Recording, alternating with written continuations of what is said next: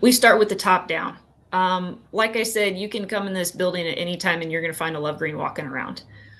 I'm not going to ask my employees to do anything that I'm not going to do myself. If it's, sweeping the floor in the back, or, we have a customer waiting, we got to go back and wash a car. I'm not gonna make anybody do anything that I don't want to do. So it's always a top down. It's very family oriented, and I just want to create a culture that, people want to come to work and they want to build a career. This is not just a job. I want people to think that this is a career, because people will stay with you. Um, People don't, leave a company, they leave management. You're watching Q the Next Leader, presented by VinQ. I'm your host, Angela Rizzo. When a car accident in 2013 sidelined Courtney Lovegreen's professional golf career, she decided to shift her career focus from swinging clubs to selling cars. After spending a few years successfully selling Range Rovers in Florida, she decided to move back home to Kirksville, Missouri, to join her father and sister at their fourth-generation family dealership, Lovegreen Ford. Well, hey, Courtney, how you doing? How's it going I'm doing today? great. Yes, it is a gorgeous day. Listen, we're both in Missouri, so I'm Yes. so right. Yes. Springtime is here, Yes. and I think we're going to have a beautiful day. I hope you're going to be able to get outside today Yeah, it was 40 yesterday, 60 today. So that's typical weather in Northeast Missouri. in the Midwest. If you don't like the weather, wait 15 minutes and it'll change. That's right. That's right. Well, Courtney, I'm really excited to interview a little bit about your role at Lovegreen Ford, how long you've been in automotive, your dealership. Why don't we just start out by, a little bit about your journey? Yeah, so my journey was not planned at all. So, yeah, backstory, I had the opportunity to play golf in college, and I pursued that career professionally down in Orlando, Florida. And my 5, 6 months in, I got in a really bad car accident and kind of had to stop the golf scene. I was hoping to get better, get back at it. And it was just kind of ended that professional career. So I needed a job. And right next to my gym was this cute little wine bar. And I took this girl's position, and she trained me for like 2, 3 days. And then boss's birthday came probably 4 or 5 months later, I would say. And she shows up in a Bentley. And I'm like, hold on. Like, I know what your position was 4 months ago. Like, what's going on here? And she's like, oh, I work for a car dealer now. And I'm like, hey, I got kind of some family background in car business. Do you think you could get me in? She's like, yeah, contact my boss. 2 weeks later, I'm doing an interview, and then I get hired 2 days after my 23rd birthday. Um, Back in, let's see here, that was 2013. And so I sold for the Fields Auto Group in Orlando, Florida, at Land Rover of Orlando. I did that for about 3.5 years, and fell in love with the business. It's something that I knew I wanted to do, um, but I knew that I wasn't in the right place. That opened up conversations with my father, who runs Lovegreen's here in Kirksville as the general manager and owner. And he said, "Yeah." He says, "We'll make a spot. Come on in, and yeah, let's see what you got." It took me about a year. The weather in Orlando is a lot nicer. Um, the beaches are great. There's always something to do. So I moved back to Kirksville, Missouri, town of 15,000 people, and that was in 2016, the end of 2016. And I came in as a sales manager, and that's my role today. So that's my journey into the car business. Some little wine bar in Winter Park, Florida, that got me in. So who would have ever thought that? I have so many things to say. First of Sure. all, I'm heartbroken for you all those years ago about being a professional golfer. I play golf, probably Okay. nowhere near the level you were at, but I love the sport, so I can only imagine how hard when you couldn't go back to the sport and play professionally. Yeah. It was tough. You really made the best out of a really bad situation. And I also feel for you leaving a coast and moving to the middle of the country, because I'm originally, and I fell in love with Kansas City, of all places, when I was working for Sprint. And I moved here. I was the only person in my family. I have 4 brothers and 2 sisters. Oh, the only one to move out of the Bay Area. And then I fell in love with Kansas City. They all think I'm crazy, but there's such a great quality of life here in the Midwest. Great. That's a great story too. Right? So I get that. I get that. And I love the fact that you're working with your family. Is your dad, I assume your dad is still the owner and GM of the dealership? Yes. So I'm fourth generation. So I have dad's my boss, and then grandpa runs a second location in Palmyra, Missouri. That's off Highway 61, real small town, 2,000 people, and he's there with the youngest brother, my uncle Robert. So they're there, we're here, and I work alongside my dad, and then my sister, who's 3 years younger than me. She's in parts and service, and she's a service director. So it's a true family business here.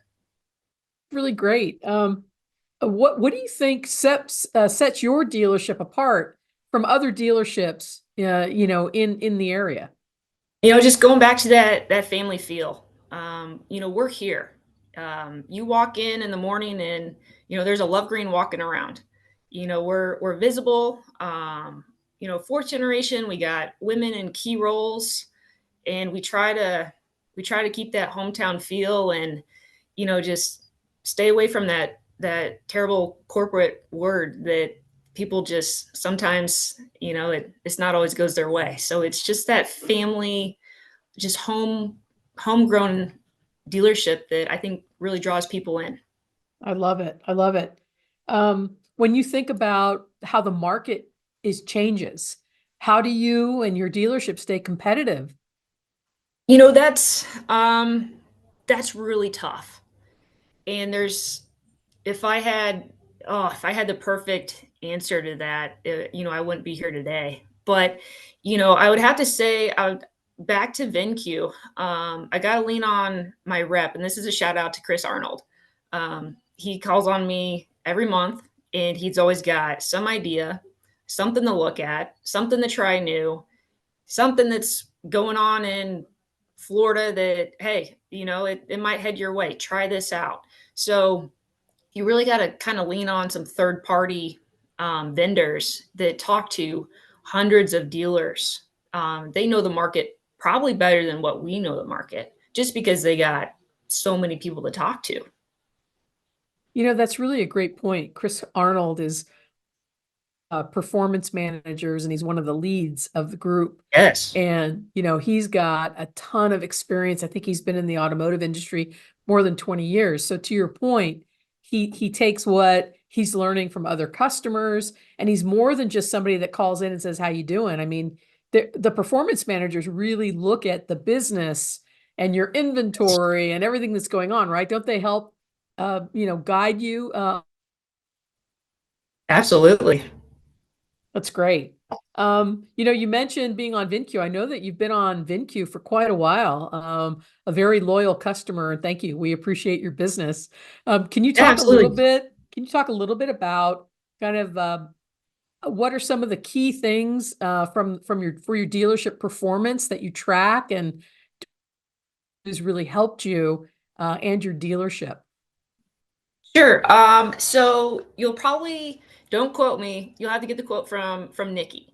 I think we were like one of the top 50 dealers that signed up with you guys at NADA.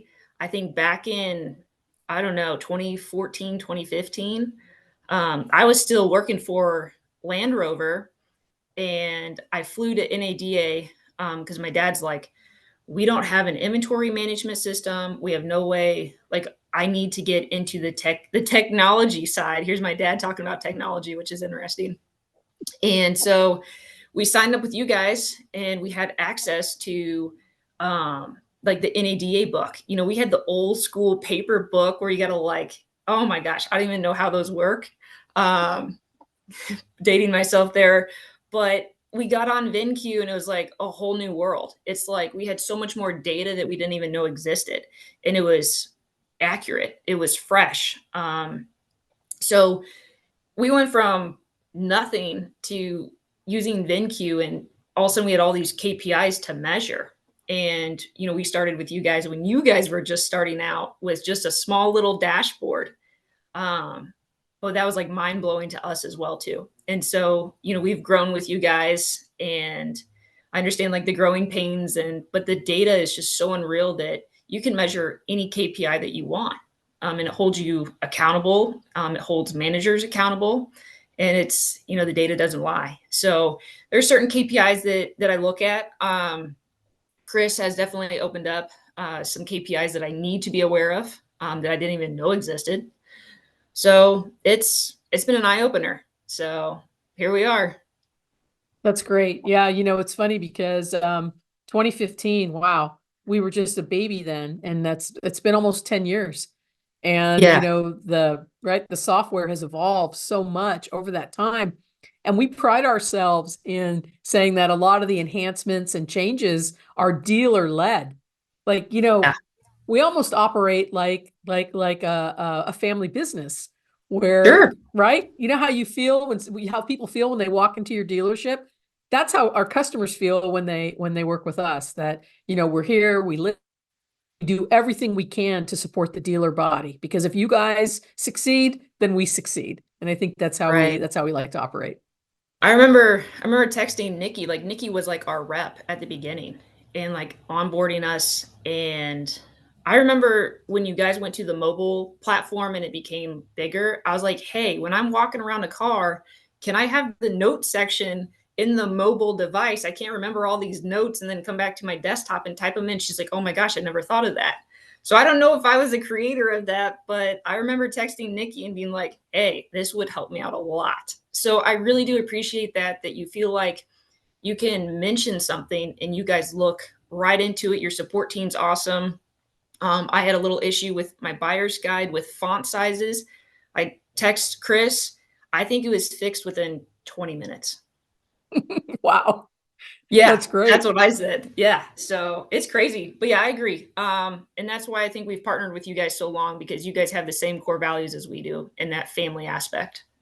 Yeah, and we want to hang on to you for as long as we can and forever. So as long as we're here, we want you to be here supporting you I guys. So, promise you I'll be right with you guys. Anything you all need, right, let me perfect. know. Perfect. Well, let's talk a little bit about your dealership and some of the challenges that, you faced as a dealership owner operator, and how do you overcome them? Can you think of a few examples? Yeah, inside the dealership, personnel is huge right now. We have a lot of really good people. We just need to expand a little bit, and it's hard to grow somebody. People come in with, bad habits, or, they used to do it this way, or the last place they did it that way. And personnel is difficult. I don't have a good solution for that. Um, it's it's trial and error. They always say, hire slow, fire fast, and unfortunately, that's kind of what we've seen post COVID. Is people getting back into the market and into the job market, and you need warm bodies, and you can ruin a sales floor by hiring the wrong guy. Mhm. um, Outside looking in, there's that push pull rub between the OEM, and us. We are a small dealer. Ford labels us as a U300 dealer. They are taking away my area manager, and I have to call Mexico. Um, yeah, and hopefully I get somebody, and hey, I got this problem and I need this fixed, and I just call like a hotline now. I don't have Finn that I could email and be like, hey, order number, customer name, where's this car at? I don't have that anymore. So inside the store and outside the store, there's a lot of challenges. Um, One fix that I think I found on the outside in that OEM is you just have to document everything in writing. and you just have to use their terminology, what they track, and just kind of use their own system against them to try to get something done. It's not fun. Sometimes you got to be, some of it you're not. You got to be aggressive about it. You got to be stern about it. But you have an unhappy customer. We're just trying to solve a problem, and you're either a part of the problem or you're part of the solution. And sometimes I feel like the OEM does not want to be part of the solution. They just push it on us and just kind of say, figure it out. So that's a lot of frustration that's going on right now inside or outside the dealership with the OEM. Mm. Well, your customers are lucky to have you as their advocate, because I have a feeling that if I came in with an issue, you would do everything in your power to solve it. That's right. I mean, that's all we can do. Right. Right. Well, then, so let's shift to a little, to some success stories. Are there any memorable success stories or things that you'd like to share, that you've experienced, at your dealership?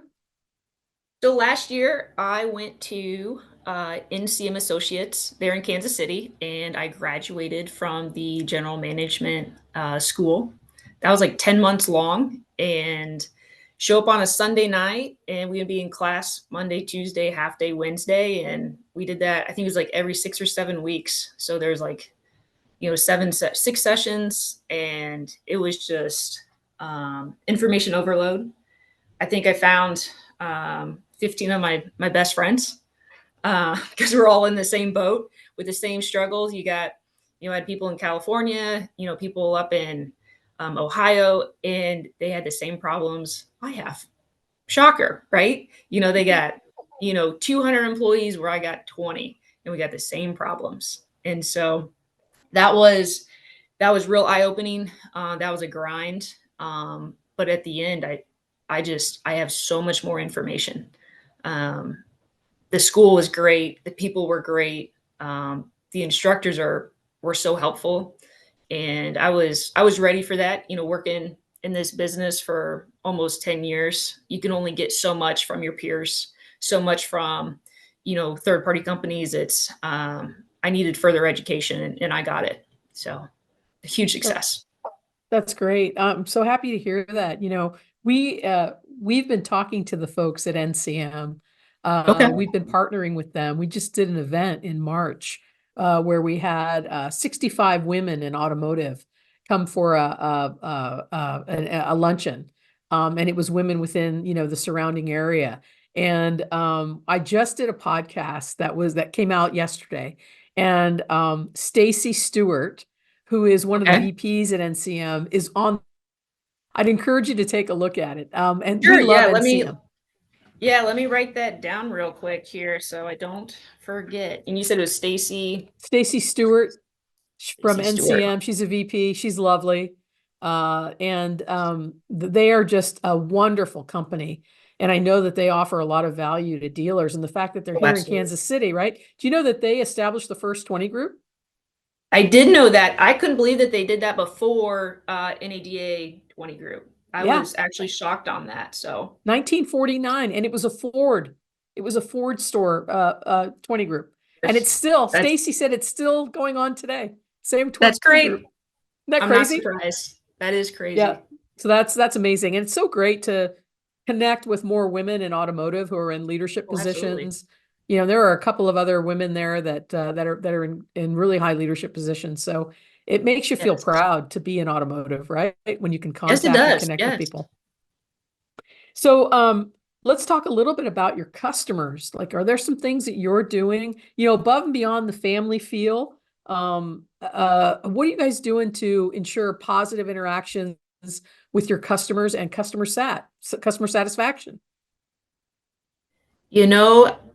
That's a tough one. Because the OEM grades us. They send a survey out, and we're either rock stars or we're like the worst dealer ever. There's like no middle ground. I think every question should be either like yes or no.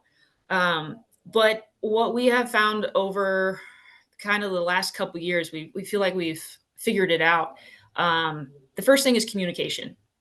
You got to communicate with your customers. You got to be transparent, and especially in like back in service, and somebody has an issue with their car, um, they don't know what to do.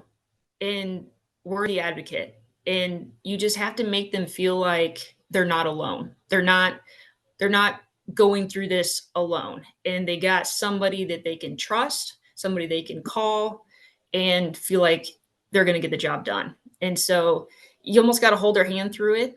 But if they know that they're not doing it alone, nobody wants to do anything alone. That's a little bit of a fear. And so if you can get that across that they feel like they got a friend um, that they can trust, I think that goes hand in hand.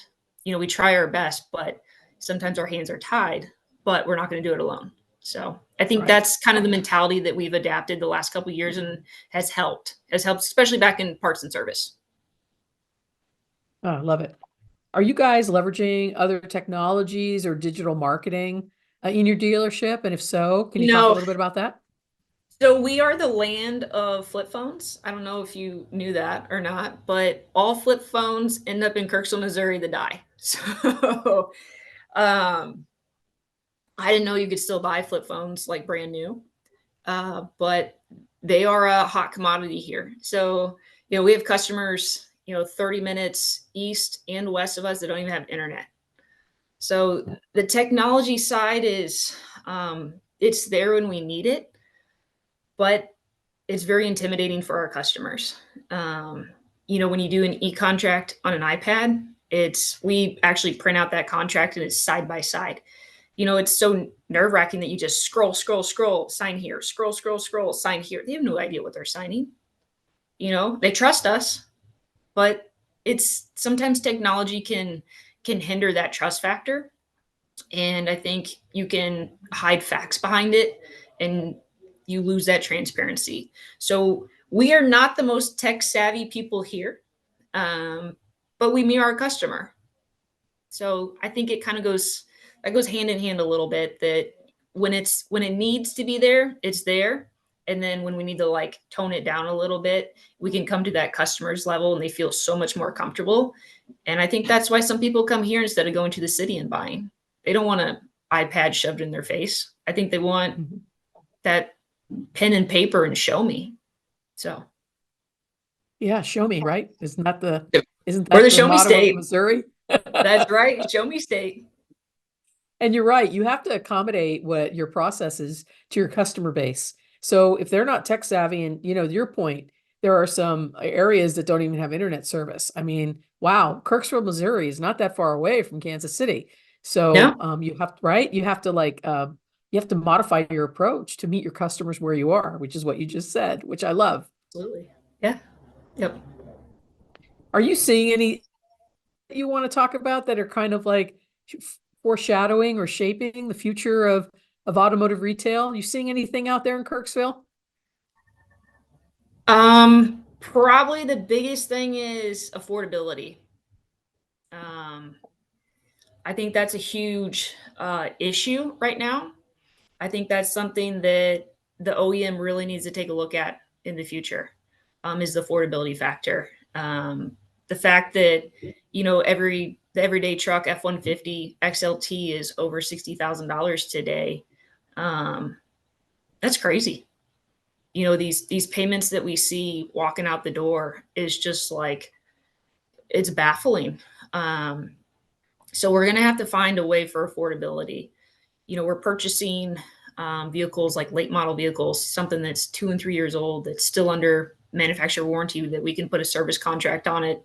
That's very reasonable. And, we can get these people into a decent payment. That old 250, 350 payment is now 450, 550, 600. And it's pension people. So I think affordability, and I think we're starting to touch on it a little bit now through automotive news and stuff that's coming up. But yeah, I think affordability is going to be a huge issue in the next 2 or 3 years. Yeah, I think you nailed that right on the head, the manufacturers, now they're pivoting to everything is EV, the electric vehicles, but, the infrastructure is not there. If you don't have internet in Kirksville, I'm sure there's not a lot of EV charging stations out there for the public to use either. So yeah, I think we have 4 in town, so we're moving up, but we're getting there, but it's slow. It's slow. Yeah. Well, when everybody wants to drive either a truck or an SUV, it's difficult. Somebody's got to come up with if they come up with a lower price model that people can afford, I think they're really gonna be ahead of the game here for the majority of Americans that want a new or nearly new car. Everyone's looking for market share, and that's the easiest way to gain it. Chevy's got that little Trailblazer. It's entry level, little compact SUV, and I have nothing to compete with. And they're eating my lunch. Yep. Is that So, Trax? I think I saw one yesterday. I couldn't believe how well, the cute it was. tracks. Oh my gosh, the tracks. They redid the tracks, and that's a cute little car. Then they got the Trailblazer. They got the Blazer. The Toyota Prius is killing it in our area. That hybrid model. And I think that's also a direction that we need to focus on, especially here in rural Northeast Mhm. Missouri is that hybrid. But it's got to be affordable. It's got to be affordable. It's got to make sense. And because I don't think people are ready to be stuck in that EV, you know, just so much range anxiety and uncertainty. And so Yeah, I'm we with you got a on long that. way to go. I'm with you on that. We got Yeah, a long I way think to so too. I think so too. And it's the same thing. It's like, again, I don't mean to harp on this, but areas that don't have internet access, you need to make sure that they also have vehicles that aren't the highest, the newest models that have all the bells and whistles, because that's not what people need or want. Just need something that can get them from point A to point B, and that's Yeah, reliable. agreed. Yep. So let's shift a little bit and talk about, you mentioned a little bit about your team, but when you talk about, building a strong team culture in your dealership, are there certain things that you're doing to build that culture? And are there certain qualities you look in people, that you're hiring on your team that fit into that culture? Absolutely. So we start with the top down. Like I said, you can come in this building at any time and you're going to find a Love Green walking around. I'm not going to ask my employees to do anything that I'm not going to do myself. If it's sweeping the floor in the back, or we have a customer waiting, we got to go back and wash a car. I'm not gonna make anybody do anything that I don't want to do. So it's always a top down. It's very family oriented, and I just want to create a culture that people want to come to work and they want to build a career. This is not just a job. I want people to think that this is a career, because people will stay with you. um, People don't leave a company, they leave management. And I very strong about that. I want people to work for me, and I want people to see that I'm working for them, especially in the sales manager role. um, I don't know how many times I've been to softball games, football games, basketball games. An employee tells me, "Hey, I got a soccer game at 6. Is there any way that I could possibly leave 5 minutes early?" I'm like, "Great, can I come too?" And you just showing up for your employees is huge. Back when you're a little tyke and mom and dad show up to your little t-ball game and you like look in the crowd and you wave to them, it's like that feeling. It's the same whenever I show up and I see one of my employees like coaching a football game.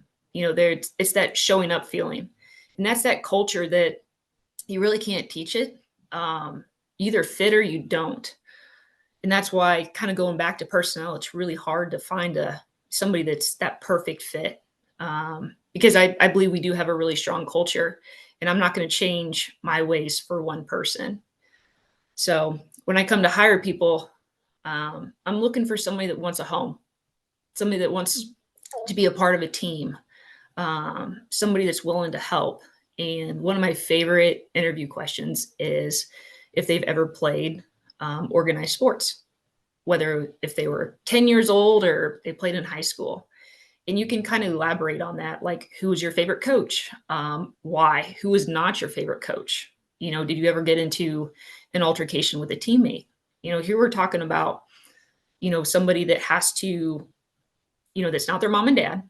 It's not, they're not getting paid. So it's completely volunteer. They got to fit in, and they got to take orders from somebody that is a coach. And so I think sports great. Sports great for, I love hiring athletes.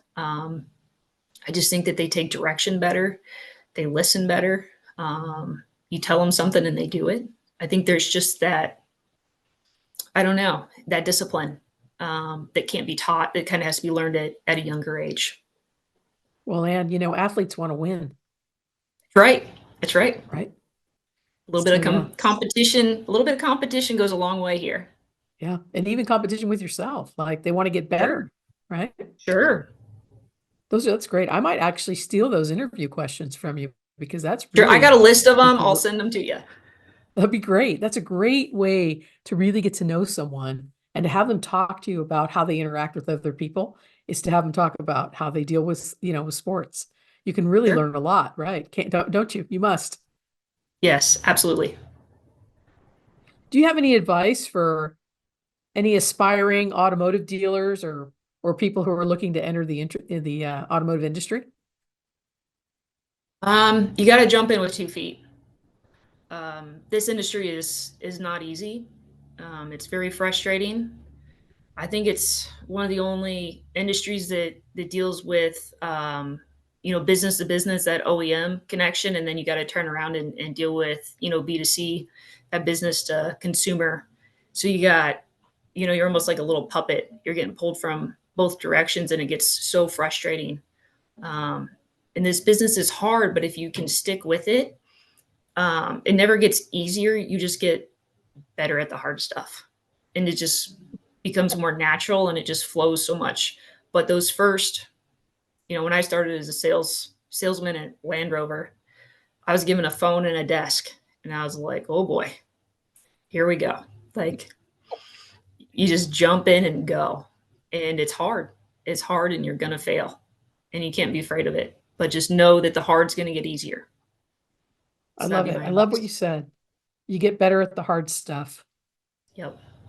That's something Yeah. I think I'm going to put on my wall in my There you office, go. There you right? go. It never gets easier. You just get better at the hard stuff. Exactly. That's really, really wise. Um, so I'd love to talk a little bit about, community engagement. When I talk to dealerships, a lot of dealerships are very involved in their community. Are there things that you guys are doing there at Lovegreen that connect with your community?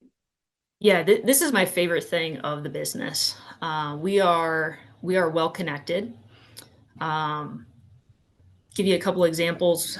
Ford had a program, Drive for Your School, where I would go and talk to the club, and they would the student senate club, and they would come and they would actually host the whole thing. They would invite family, friends, and they would test drive one of our vehicles. And every test drive, I think Ford would donate like $20. So we would raise, three, four, $5,000 in one Saturday for the schools. And we got high school kids running around everywhere. We got mom and dad running around everywhere. By the time they cleaned up and left, it looked like a war zone. Like, we found shoes and t-shirts. It's like, they're just kids. But you love it. You love it. Last year we hosted Pinewood Derby in our showroom. And I was so jealous that I didn't get a kit and get to race my car. I was like cheering for it. I was jumping up and down. I was like, I want to do this. This is so cool. But my dad is heavily involved in Boy Scouts. I'm on the United Way board here in Northeast Missouri, and it's just, it's giving back. We've been in Kirksville since 1988, and Kirksville has allowed us to stay in business. I know we give a percentage back to the community with local businesses. We support the YMCA, we support the Humane Society. I think we support every school yearbook, after prom, fundraiser, you name it, especially if they're a customer of ours. If a customer walks in with their kid and says, hey, I need a $50 donation for after prom. Sure. Here's some oil changes. Here's a hat. Here's some swag. Like, that is such a good feeling that people want to come in here. And I know we're an easy target, but it's that gratitude. It's so fulfilling. That's one of my favorites, sponsoring little T-ball with your little name on your shirt. And, my service manager always coaches his daughter's softball team, and we're the proud sponsor. Only thing I request is I want a t-shirt too. It's, It's great. We're in the community. Um, One thing about Kirksville is we have a parade for everything. Homecoming, 4th of July, Christmas parade. Um, I mean, we have a parade for everything. We did not have a St. Patrick's Day parade this year. I was a little bummed, but we clean up 2 or 3 cars and go through the parade and wave to everybody. And I don't know how many Tootsie Rolls we throw out, but it's your shoulder gets sore from throwing out Tootsie Rolls. But it's that engagement. That's my favorite part of this business is doing business outside of this building. So You can really tell, you can really feel and hear the passion in your voice about, thank you. your Thank community you. and your love for your community. And I think that that's an amazing thing. And that's what car dealerships can really bring. It's not just the cars, right? It's the Yeah. people. Yeah, it's that connection and you have to have it. I love it. I love it. Um, well, so looking ahead, do you have any goals or aspirations for your dealership in the coming years? So we're gonna hit 10 years coming up. I think we're at year 90. We started in 1934. Yep. Yep. So we're at 90 years. So we got 10 years to go before we hit the big 100. So I want the doors to be open in 10 years. That's definitely a goal. But obviously the very simple things, growth. The bottom line, you want to grow your people. It's just maybe expand. Katie's my younger sister. Katie and I were in our young 30s and we're pretty ambitious. And if dad got a wild hair and was like, hey, you want to go get another store? I'd be like, yes, let's do it. So I wouldn't be afraid to expand. I love challenges, and I think the next 10 years are going to be hard. So I think if you just keep improving and you feel like you're improving your people and also that bottom line, I think you can almost achieve any goal that you chalk up. That's amazing. I love it. We're going to start a series of webinars with a gentleman by the name of Glenn Lundy. I don't know if you've heard of Glenn Lundy. He used to be a GM at a dealership, and he grew the dealership 800%. My gosh. Yeah, selling 100 cars to over 1,000 cars, Wow. and it was in Kentucky, so it wasn't like in a huge a populous area. So I'm going to definitely make sure that you get personally invited to go to his webinars and listen to what he has to say. He might actually be someone Yes. that you guys might want to work with if you're really serious about the expansion and maybe even getting some insight into the things that he does right for dealerships. Yes. I might actually just introduce you to him. He's a wonderful man, and maybe I'll just take that as a note to introduce you to Yeah. Glenn, and then have you come to the webinar. I think we're going to have one in April and May. We're in the process right now of getting them planned and scheduled. Ooh, that's super exciting. Okay, cool. I'll make sure to get that introduction over to both of you after we finish Sure. recording this podcast. Awesome. Okay, so now I'll shift to a few questions that are non-automotive related. Are you Sure. reading anything interesting?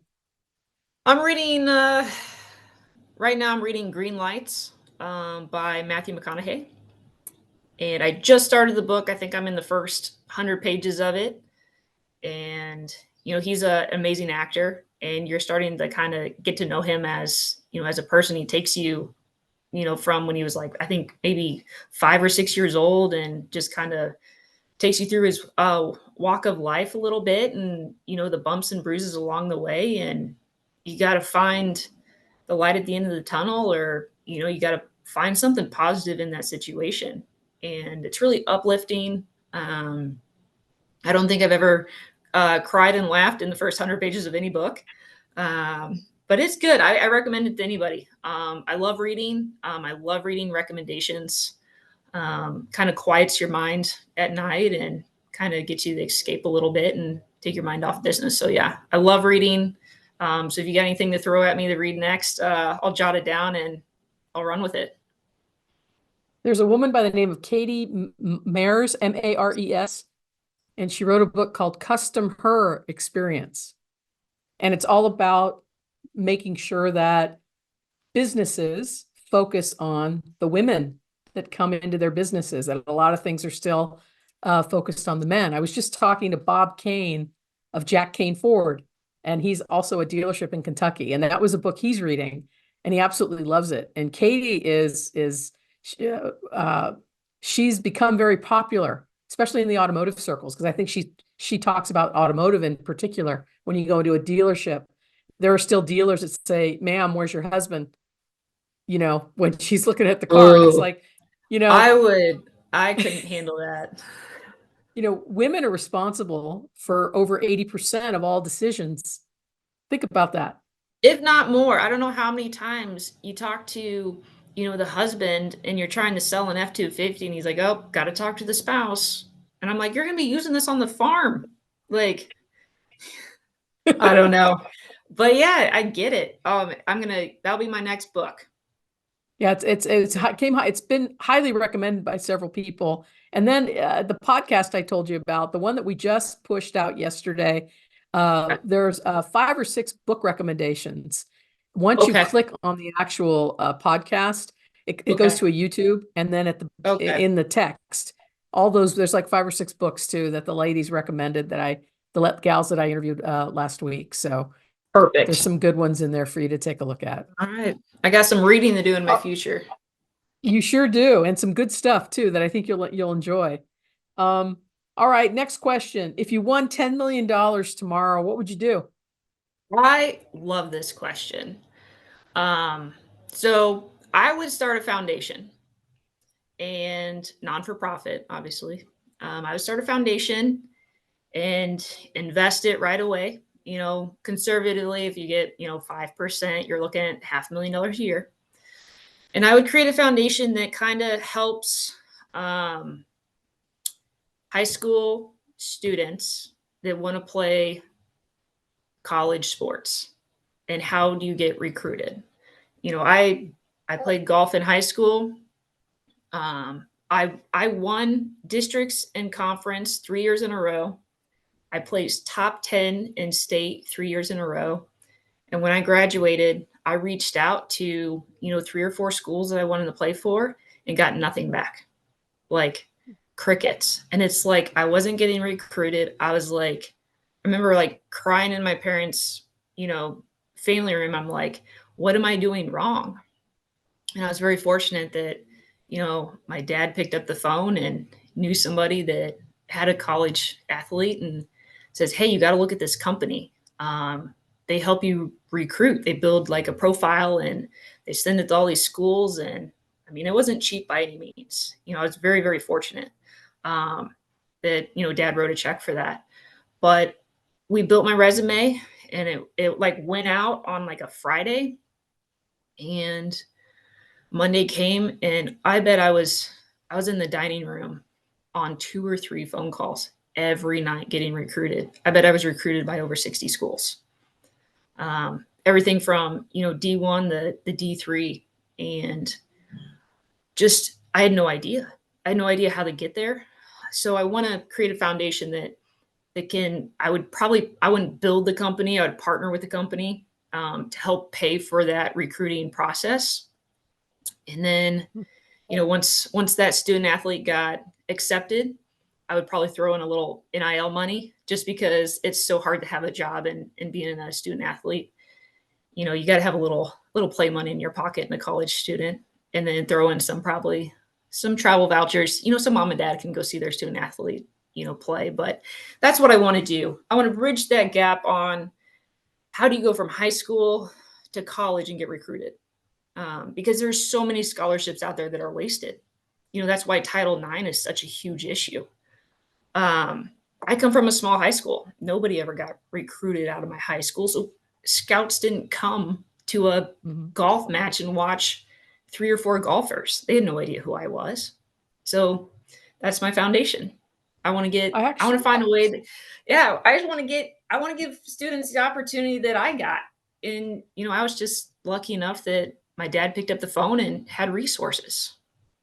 So I actually I think love there's, this. yeah, Yeah, so that's what I would do. I love it. I think there's a huge need for this, especially as you said, for kids that are in high schools in smaller areas that don't get noticed. There could be a lot of talent sitting out there that is not, meeting its full potential. Yeah, it's crazy. We have like 15 minutes down the road, little town of like Brashear, a high school student just hit like their thousandth basketball point, like in their career. Like Wow. that's huge. And it's like, how many people know that other than the local newspaper? It's that student, if that student wants to go and play in college, like help them get recruited.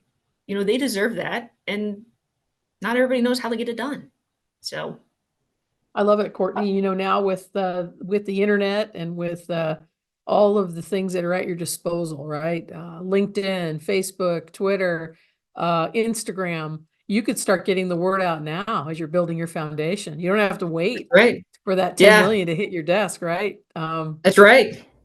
So there's a lot of opportunity there, when you're ready to after you spend 110% at the car dealership every day, if you've got anything left, you can That's work on building right. that foundation. That's right. That's right. Okay, is there something that you wish I had asked that I didn't ask you today? Um, if you would ask me a question, I get asked this a lot, especially a female in the car business. People ask me my why. Um, People ask me like, what's my tick? What gets me up every morning? And I think this question, it's hard to ask because it's a lot of times it's emotional. Mhm. It's from the heart. And you really got to peel back your layers and like answer that from your heart. And like sometimes that's hard because we're so like business oriented. And but somebody asked me what makes me tick, and it goes back to my family. My family's very close, family business. um, I feel honored that they trust me in this business. We all make mistakes, and I'll be the first one to raise my hand when I screw up. But it's that legacy. I want to be part of that legacy. I want to be part of that success story. That if I could grow this to 5, 6, 7 generations. There's not many dealerships out there that are even at 4. So that's my why. Family's number one. So that's kind of why I get up every day, and they got my back, and I got theirs. So it's so important to me that it's almost an honor. So hopefully I make my dad proud. So that's my I why. love it, Courtney.